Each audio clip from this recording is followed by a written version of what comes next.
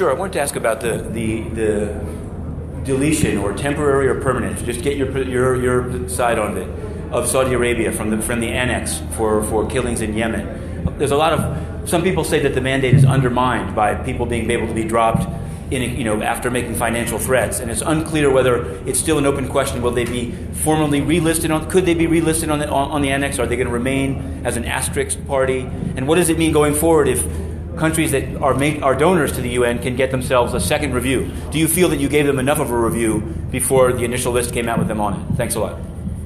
Thank you very much. I think this issue was discussed, mentioned in my statement in the SG. It is not pleasant to have this kind of situation. There is no doubt about it, because the UN cannot work without the support of the member state and without political pressure. For me, the most important now, what's happened in the past for me is behind. What we would like to see and what we would like the review to be is that we have more protection for the children of Yemen, that we ensure that we have less violation on the ground, measure taken and concrete measure taken to prevent further violation. I think this is what was decided between the Secretary General and the coalition, and we will work for the coming months, weeks, months, and the whole years. The list is attached to the report of 2015 was presented this year. The SG were very clear. He stand by the report and the finding in the report. No one is questioning our finding. Now we decided to have a forward-looking strategy with the coalition. We will work with them. They provided information, but will allow us to check if really action are taken on the ground, if we can prevent further violation against the Yemeni children, if we can protect the schools. I think for me the objective is achieved. Just one very fast follow-up. It was just said by the spokesman that the U.S. is not part of the Saudi-led coalition, and it's been described as providing fueling airplanes in the air, providing targeting information. So as a matter of your mandate, does a country that provides that type of support to an airstrike bear some responsibility? What can you say about the role of the U.S. in the death of the Yemeni children in this campaign? Thanks. For us, what we receive from the coalition is a note verbal mentioning 10 member states that are parties to the coalition. If they receive support, they receive support from other parties. We, at this stage, and myself, I cannot ascertain who is doing what beside these parties that are confirming their contribution. We raised the concern with all member states, and I think the US is a member of the Security Council.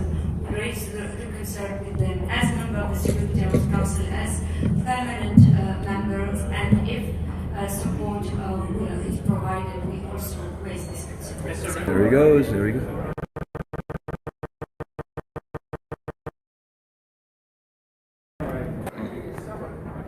Do you like the information you got from the Saudis? Oh, he does. Money. Take that money. So as Secretary General Ban Ki-moon walks in with this enormous entourage of bodyguards inside a building which is fully protected, the question, hello, Mr. Secretary General. Good morning, Mr. Secretary General. How are you, Mr. Secretary General? This is the man who dropped Saudi Arabia from the Children in Armed Conflict list after his own expert found they killed more than 500 kids with airstrikes. So Inner City Press asked, did you like the information you got from them? No answer.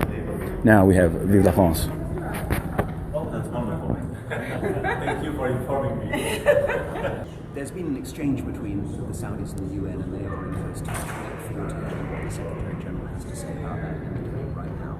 The important point for my government is we absolutely believe that it's vital that all states abide by international humanitarian law. We continue to make that point to all of our friends and allies and all my system. But should countries that can make financial contributions be able to get off the list? Seems so. That was that. let's go through it. Ban Ki-moon went in. He was greeted and wished happy morning.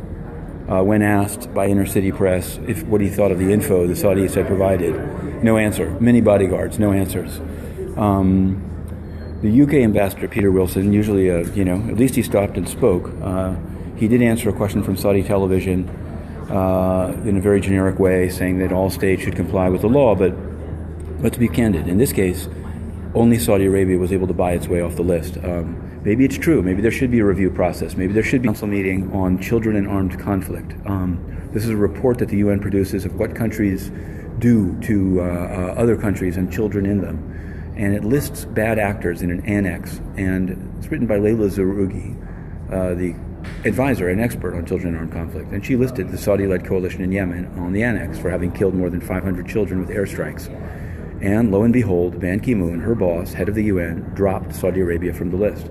Everyone else stayed on the list, only Saudi Arabia was dropped. Now people are trying to say, well, I don't know, it's impossible to say anything. Basically, they bought their way off the list.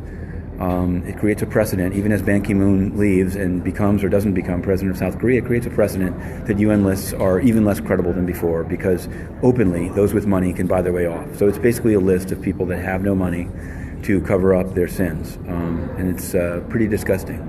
And not only was there no answer, but people are not even asking it. It's just a pretty fraudulent situation. So we may take the Periscope down and put Mr. Ban Ki-moon's non-answer on YouTube, and then we'll be back with the Periscope later in the day. Not later in the day, later in the morning, as soon as possible.